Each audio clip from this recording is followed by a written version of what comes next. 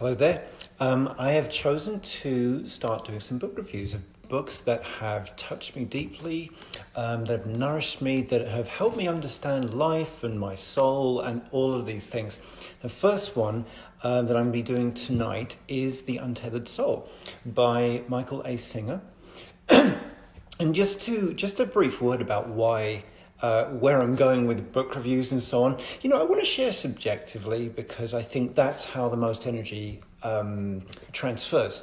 I want to share subjectively because that's my point of connection to it, and that can be most easily received by someone else. I think it's also nice to get someone else's perspective on things that you like. When I put this out yesterday and just shared I was going to do this, the number of people that wrote and said, "Oh, I love that book," or "I haven't read it for ages," or "It's so good." And, it reminded me, God, this must have been like 12, 13 years ago. I wasn't dating this girl. I wanted to date this girl. And I was just getting into spirituality, and we were talking about Eckhart Tolle. We were talking about the power of now. And I'd started to read it, and she said, "Oh yes, I've read that. And, the power of now, it's like this book. It's like this book because can you ever have read The Power of Now? You can go through every page and let the words go through and read them all and so on. But what does reading a book about consciousness mean? So I think one of the benefits of doing something like this, it just reminds you that book is there, and it's such a pertinent time to be reading this book, The Power of Now. A good thing to just be thinking about, and I'll get into that in a second. But I really think any book, and this one I'm going to be getting on to. I forgot I'm on Facebook Live, so it's the wrong way around. I'll get into that book another time. A book is about what it unlocks in you. Okay, so if there's a book is only going to unlock something in you that's already there, waiting for that book to do it. Okay, if that makes sense. And hello to everyone joining, because I am doing this live, of course. Okay, so just a reality check. It is late March 2020, and these are. I keep saying historic, but let's go with unprecedented times. We don't know where the world is going to be at in a month, 2 months, beyond, or any of that. These are unprecedented times. There are a lot of people out there, as you all well know, going through immense insecurity right now, survival fear going on in all areas of their life, literally from am I going to survive to am I going to lose everything I have, and all of these things. And it's really and actually going on right now, possibly with some of you watching. I go in and out of it myself, if I'm being honest. So we've got this relationship going on with our inner pain, our discomfort, okay, that really that uncomfortable experience going on within us. So it's like, well, what's the point of a spiritual book anyway? The point of a good spiritual book is to make these things more manageable. The point of a good spiritual book is to convey a little bit about the order of the chaos that we live in so that we can make some sense of it. And And for me, there is no better book that I could think of to start to remind you about, to impart and share about, okay? So briefly about Michael A. Singer. He used to be a software engineer, actually, a software developer, I think. This is like 30 years ago in the medical industry. He started the Temple of the Universe in Gainesville, which you can still go and find him at. Isn't that cool? A remarkable person. I thoroughly enjoy listening to him speak, and I'll talk about that later. I would love to be waving the book at you right now, but I actually don't have the book. I downloaded the ebook version of it, like young people do. Otherwise I would have a very worn copy to show you right now. It's a book. He's talking about consciousness. He's talking about experiencing consciousness. He's talking about relationship with pain, witnessing it. This is definitely a book for everyone. This is a book where you can really start to get a sense of your self-worth and your value, as opposed to hoping for it, as opposed to talking about it. As I said, I'm going to speak subjectively about this. So if I just kind of summarize what the kind of chunks in the book are, he's talking about, firstly, the distinction between consciousness, say all that is, consciousness and the small self, okay? So all that is and the small self. He's talking about how to allow through, let through, unleash, whatever, more and more of your vast energy. He's talking about how we should view fear. That's one of the best parts in the book, I would say. He talks about using death as a teacher as well. And he talks about the Tao Te Ching as a way to help us become more spiritually aware. I'm going to talk about this book in terms of our relationship with various things and various aspects of us. That makes more sense to me. So I wanted to say, this isn't going to take particularly long to do this, but just have a listen and see what lands for you, see what gets kind of sparked today, as it were. And the first thing I'm going to talk about in the Untethered Soul is our relationship with mind. Okay. So you've all heard an expression like monkey mind, and you all know what that's like. You've all probably had that going on at some point today, haven't you? Monkey mind. So he talks about if the mind were a person and we had a person like our monkey mind around, we would not want to be around that person. We'd not want to be around the chaos of a person that behaved like our mind behaves. But he explains that aspect of us, it's actually there to protect us. It's there to keep us safe. The busyness, it's there to preserve. Now, I might call this the ego, right? You might as well. I don't have a problem with the ego, so to speak, because I accept that the ego is actually, we beat on the ego, right? But the ego actually, all it's trying to do is keep things as they are. So if you look out the window, look at the news or whatever, the global ego is getting deconstructed right now. Because whatever we is, have wanted to keep things as they have been for so long, but our spirit, which is the guiding presence, has said, that'll do. You want more than this. And it's happening right now. And it's extremely uncomfortable experience, inside and outside, when that does. But this monkey mind, the chatter and so on, it wants to preserve and protect and maintain things as they are. It protects us, but protection isn't growth, is what Michael Singer is explaining here. Real growth, real actual growth is the transcendence of that. So then, I would say we've got the relationship with pain and discomfort. So he calls it our inner roommate, right? Our inner roommate. And there's an encouragement to witness things and to watch things. He explains with consciousness, we've got a lucid self that can just watch things. It can just observe and watch things happening. And I'm sure you've read lots on meditation and so on. And let me see, what we're told, things like watch the clouds go by, and when a thought comes up, throw it in the river or whatever. And that's a lot easier to say than to actually do in practice, isn't it?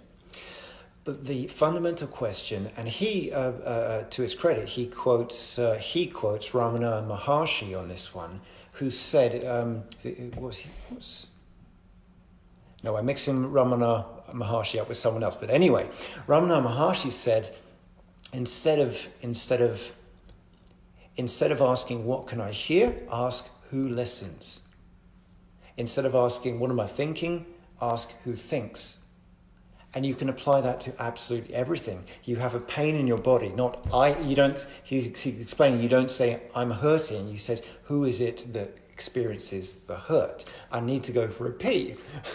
Who is it that experiences the need to go for a pee? And so on and so on and so on. Who is it that thinks? Who is it that feels? Who is it that smells?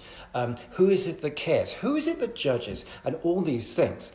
And I had a funny one. I had a funny one yesterday because, of course, we're all stuck inside. So the kids ran out on the balcony. We have quite a big balcony here. They run out on the balcony, so I go out after them. It was a lovely day yesterday. And our neighbours, they were standing on the balcony to the side. And we only just moved in here. So we're kind of meeting them for the first time and we're chatting away. And very, very quickly, one of the gentlemen that lives next door, he says to me, "What do you do? What do you do?" You know, the classic male question, what do you do? And so I give my stock answer, right, which is I'm a holistic practitioner and I travel around the country giving classes and workshops because I don't want a long conversation about it because what I do seems to bring out lots of questions and values and principles in the person I'm talking to. So anyway, he asked me, what do I do? I answer him, and the first thing I then do is not ask him the same question for a whole bunch of reasons. First of all, it is not of much interest to me what someone does for work, because that is something they'll do for 30 or 40 years in an economy which is so vastly changing that they'll probably do something else in 5 years anyway, at a time when we're all stuck inside so they can't do that anyway. So it's really the question, what do you do, is effectively asking, how are you impotent right now? You know? So I didn't ask him the same question. And then, to make this funnier, the neighbour on the other side showed up because his daughter ran out. So all of a sudden, this poor guy, he's staring at me and the neighbour's on the other side. And what words come out of his mouth? "I'm Corey," he says. And, of course, introduce myself and they introduce themselves. But I was reflecting on this and what funny creatures we are. What funny creatures we are. Because we place this value on an activity that most of us don't want to be doing in the first place. That is the regular job, okay? I'm very lucky to do what I like to do. Very, very fortunate, okay? Most of us don't do what we like to do, and I've totally been there, but we place value on that. And then we give ourselves these names.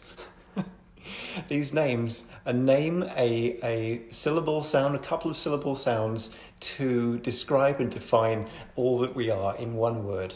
And I find it extremely funny. I find it extremely funny when you put that in comparison with a question like, who are we? And who are we? And who we are, just getting more back to the point here, who we are is an essence, and who we are is the same as all things in there. Who we are is animating this body that's talking to your body right now. Who I am is connecting with who you are right now through this vessel, through this machine, through your body, and to you. All of it at once. That's what's actually going on. So then there's our relationship with releasing energy, the relationship with our heart, and the relationship with energy blocks. And this all kind of ties together. In fact, I've just missed something out. I'm so sorry. I've totally missed out our relationship with pain and discomfort. Sorry, because this is the useful part of this book. I'm just getting excited. I'm sorry. I love talking about this book. So, relationship with pain and discomfort. This survival fear that a lot of us are in, myself too from time to time, okay? The survival fear that we're in, and you see a lot of us externalizing, projecting. He's got this beautiful analogy where he says we should treat fear like a splinter. So let's say you're running your hand on a banister, you get a splinter in your hand, okay? He says the most sensible thing you could do at that point, it would be to take the splinter out and throw it away. But he says what we do what we do is we find that it's causing ourselves pain. So the first thing we do is we put a Band-Aid over it to stop ourselves from feeling the pain. But then we discover that we're still feeling pain. So then we go and wrap something around that to make sure we've cushioned it a bit more so that we don't feel pain when we knock it against something.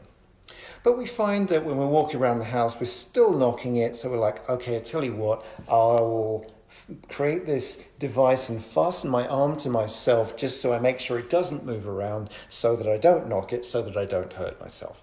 And then we're okay for a while there.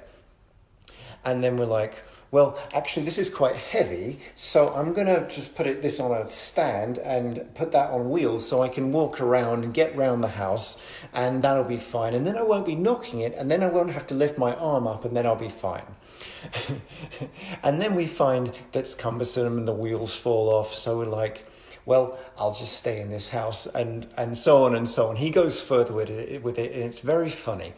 But it really illustrates the depths and the lengths that we go to stop ourselves from feeling something. And he makes the excellent point that if we just dealt with something in the moment that it came up, we would be liberated there. We would be totally liberated. But we don't. We defend it, we protect it, we maintain it, and we sustain it, okay? And on and on and on and on and on and on. And it came to me once, this is me talking my own reflection here, it came to me once that, you know, that acute discomfort you get, that really intense discomfort you get when you're confronting something or you're addressing conflict with someone or any of these things, that lasts for barely 2 minutes. Barely 2 minutes, but it's a long 2 minutes, isn't it? Oh my God, it's a long 2 minutes, but it's only 2 minutes. And if you think about the trajectory of your life, let's say, what do we get? 90 years, optimistically, give or take? 90 years, 2 minutes in the frame of 90 years, you're not going to be remembering those 2 minutes. You wouldn't. You wouldn't. Apart from anything else, the release of energy, once you have dealt with that thing and you have let it go, you have released it, is phenomenal. Absolutely phenomenal. So, let me see. I did type down a quote here. He says, this is Michael A. Singer, he says, you will get to a point in your growth where you understand that if you protect yourself, you will never be free. It's that simple. If you protect yourself, you will never be free. It's that simple. Okay, so that's relating to pain and discomfort. We like to prolong that. He then goes on to talk about our relationship with releasing energy, our relationship with the heart, and our relationship with energy blocks. And this, for me, is the real crux of this particular work and how it can serve us. So he makes the point that, like, you'll all know what it's like when you're tired, but eating food doesn't give you more energy. You also know what it's like when you're bursting with vitality and you don't actually need to eat at that point. So you're making the point that we have access to a reserve of energy. We have access to a reserve of energy that is not quantifiable, is not tangible, and is not physical in nature. He makes the point that navigating our thoughts requires a huge amount of energy, because if you think about it, a lot of the time we don't want to think something that we do or feel, or we do want to feel something that we don't. So starting the momentum from one to the other, or the other to the other, it takes a lot out of us. It takes a huge amount out of us. I listened to some of his lectures, and he talked for about half an hour on not closing the heart. So I'm using my semantics intentionally here, because we all talk about keep the heart open, stay open. And he's saying stop closing it. And he's saying that because if we if we think about what staying open means, there's a limit there. That's quantifiable. We would need certain things in place and to stay as they are in order to keep our heart open, okay? So we're never actually going to succeed at that. But we can get better at stopping closing, because we can start to monitor, to reflect upon what made us close down, what made us constrict, what was going on there, what did I do?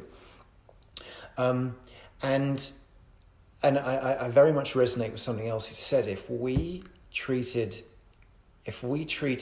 energy flow like our life depended on it, our life would be massively, massively, massively transformed.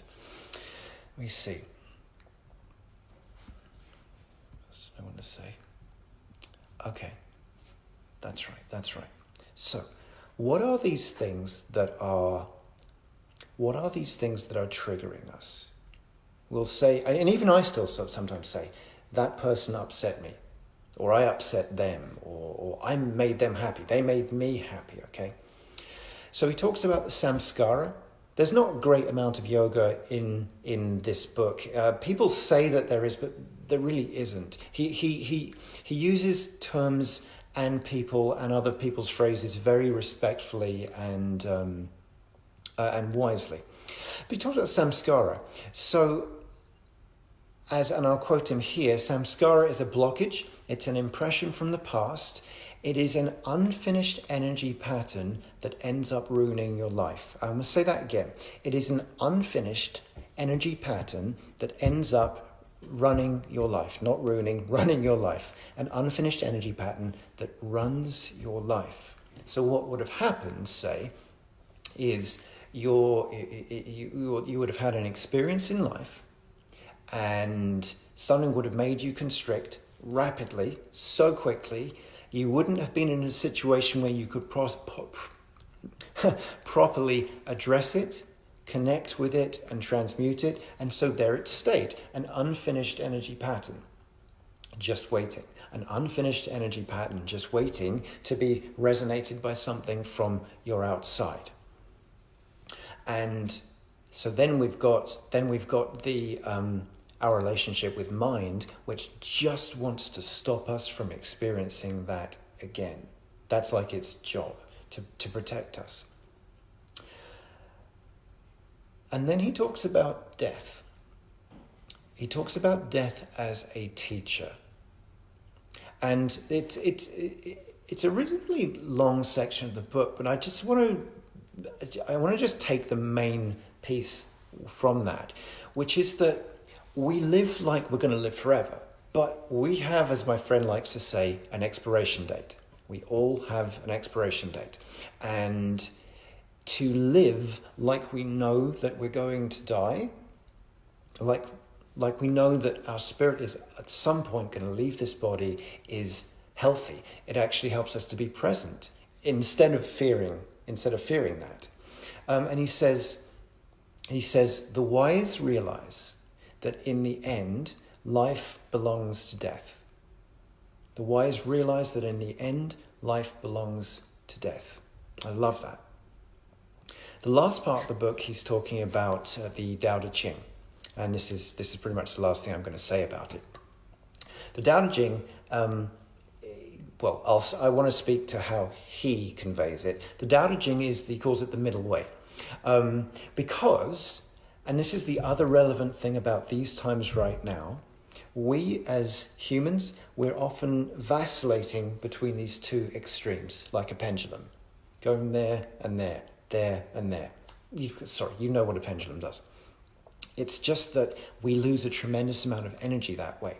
So let's just say, so we go over here, I want to stop smoking or I want to lose weight, I cut out cigarettes, I totally change how I eat, then I have to adjust to that, and so on. And great amounts of energy at each point, just getting lost. And so, if we look to try and find the middle way, and this is again a mental thing, but it's simple, and I think we can grow with simple mental things. And this is about ease and grace, because if we're trying to live like we're in a pinball machine, it's wasting energy.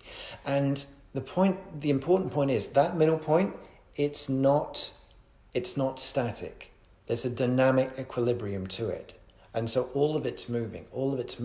These times right now, the goalposts are shifting all the time. And we're having to find our dynamic equilibrium, as it were, all the time, like every day. And it's going on levels and octaves that we don't understand, because how could we understand? Because we're trying to understand there, but we're vastly more than that. So he says, Michael A. Singer says, walk through life like you're blind, which sounds counterintuitive, doesn't it? Walk through life like you're blind, like a blind person would walk with a cane, always looking to try and find out where the sides are, where the edges are, so that she or he can walk in and through the middle. So that is The Untethered Soul by Michael A. Singer. What I get out of it, most of all, is the lesson of detachment. Like, I understand detachment when, as he puts it, if I put that together with not what am I saying, but who is it that speaks through this? That at least helps me to detach, because I've got this lovely kyanite here. What if I thought I was the kyanite? Right? It's ridiculous when you look at it like this, and I have this great big hunk of stone in my hand, but clearly I'm not this. But we go around thinking that we're this. And so for me, the more and the more I go to who is it that holds this, it helps me to detach. And if I can detach from that, then I can detach from anything. And so can any of us, right? I find this to be a conceptual approach that helps. I like reading about consciousness from time to time, but honestly, most of it goes straight out the other end.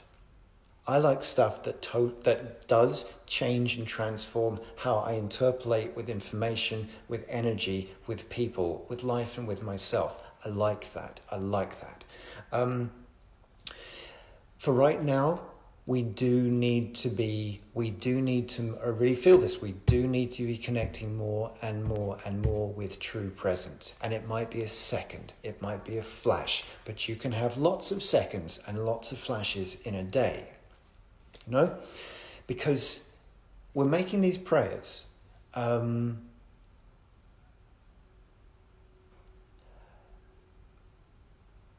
A prayer becomes a miracle depending on what it's connected from. If you pray from here and pray from fear, I don't think much comes from that.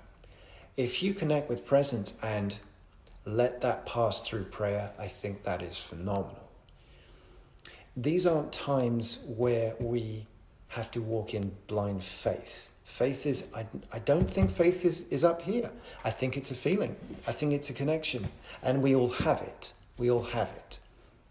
So, The Untethered Soul, it's a beautiful work. It's simple. It's not one of these books that has lots of exercises. I might get into some of those in weeks to come, like the Dark Side of the Light Chasers. That's a phenomenal book.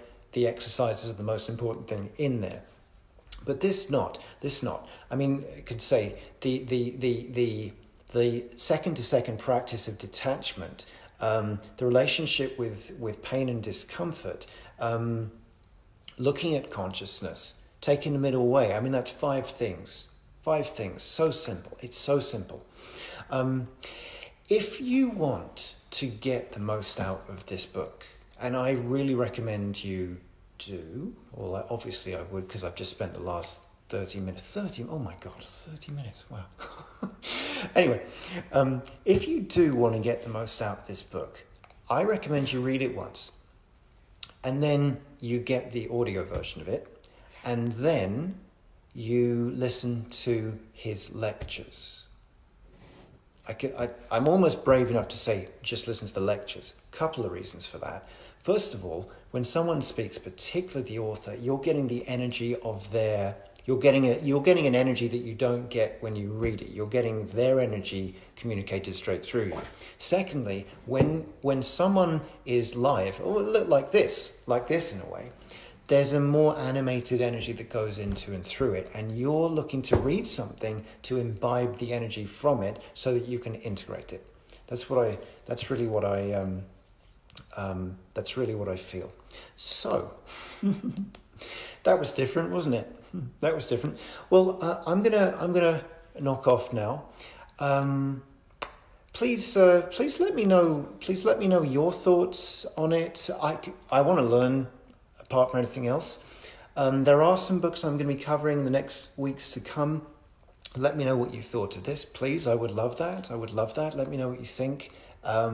If you disagree and all of that. But these are... you must hear this every day. You must say this every day. These are new times. And for me, it is vastly important to continually connect the part of us that doesn't change to the part of life that doesn't change, because it seems like everything is changing now. Everything is changing. And we can ride this out and get to the other side by connecting with the depth of who we are, which is the same as who we all are. I'm sad when people call that woo-woo. I'm sad when people say, back to reality, after they've meditated. Because I almost said a rude word there. What's this? This is all dimensions going on at once. This is your greatest power going on in there.